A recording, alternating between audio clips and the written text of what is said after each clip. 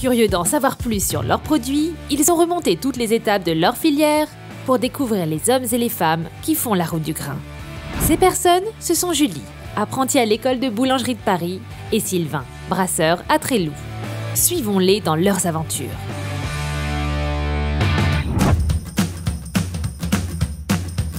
On va partir ensemble et on va visiter un peu le moulin et découvrir notre métier. Ok, bah c'est parti. Ce produit-là, tu vas retrouver tous ces produits-là à la fin du tamisage. Du coup là c'est le fameux alvéographe de Chopin? C'est exactement ça. Il y a une bulle qui va sortir pour voir en fait l'élasticité et l'extensibilité d'une farine.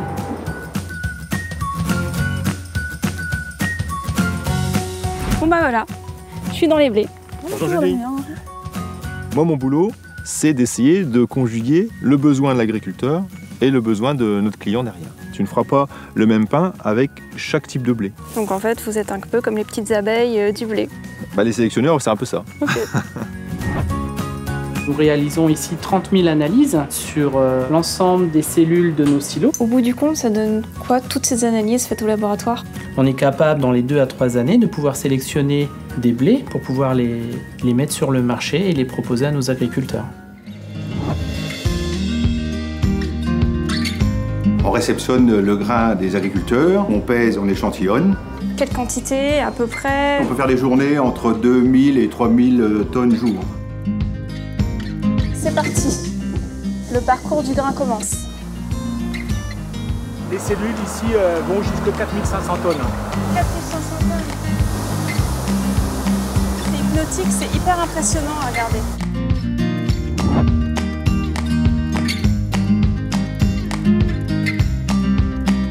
Si tu veux, on peut faire un tour. Ah, j'adorerais.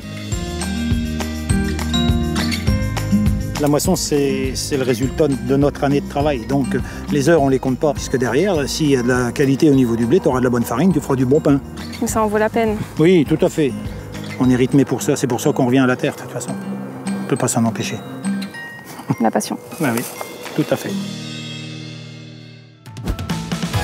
Allez, laissons Julie et retrouvons Sylvain qui commence son aventure à la malterie.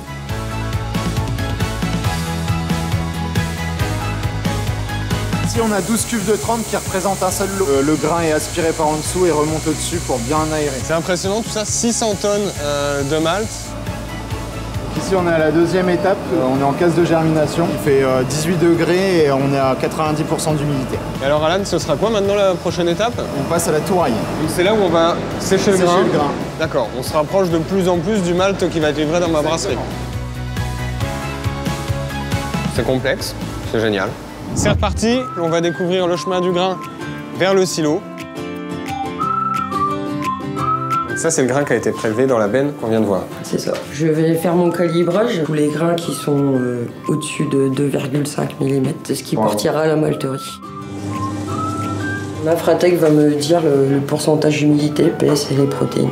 D'accord, donc ça, c'est important pour évaluer la qualité de ce qui est livré. Voilà, Sylvain, là où part mon grain, à la malterie. Eh ben, c'est marrant, j'y étais justement ce matin. Finalement, le chemin entre le champ, le silo, la malterie et la brasserie, c'est pas si éloigné. Hein. C'est en circuit court. C'est en circuit court. Je crois que maintenant, je vais aller rencontrer un agriculteur. Allez, c'est parti. Rencontre. Bonjour, est-ce que je peux venir avec vous? Allez, super. Alors ici, c'est ta ferme? C'est la ferme. J'imagine que la moisson qui s'annonce, c'est un moment très important pour toi dans l'année? C'est le moment crucial pour nous, où on va engranger non pas la récolte, mais aussi notre revenu. Ouais. Donc il y a l'avant, le pendant et l'après-moisson. Est-ce que tu aimerais que tes enfants ils suivent ta voie? Bien sûr, hein, la ferme sur laquelle je travaille, c'est une ferme familiale. Ce qui me motive le matin, moi, c'est de semer mes champs correctement et de faire une belle récolte. Bon ouais, maintenant je vais aller rencontrer un expert directement au champ. Mon rôle spécifique, c'est de choisir les meilleures variétés d'orge pour satisfaire les besoins des malteurs et des brasseurs, mais aussi les besoins de nos agriculteurs.